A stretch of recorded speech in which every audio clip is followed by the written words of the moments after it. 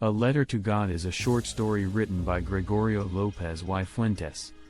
The story revolves around a poor farmer named Lencho who lives in a small village and relies on agriculture for his livelihood.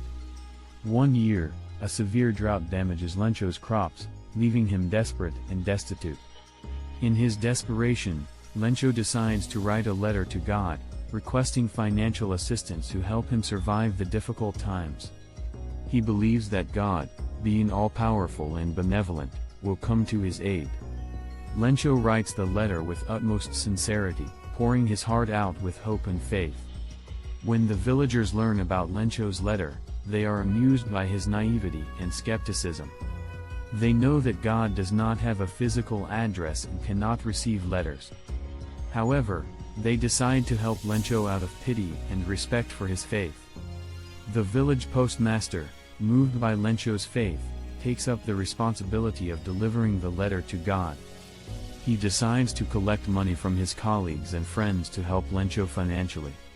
Eventually, they gather the required amount and send it to Lencho in an envelope, signed God. When Lencho receives the envelope, he is overjoyed and grateful for God's apparent response to his plea. However, upon counting the money, Lencho becomes distressed. He realizes that the amount he received is not enough to recover his losses fully. He is convinced that God must have made a mistake. Unwilling to accept the possibility of error, Lencho decides to write another letter to God, expressing his disappointment and questioning the inadequate amount.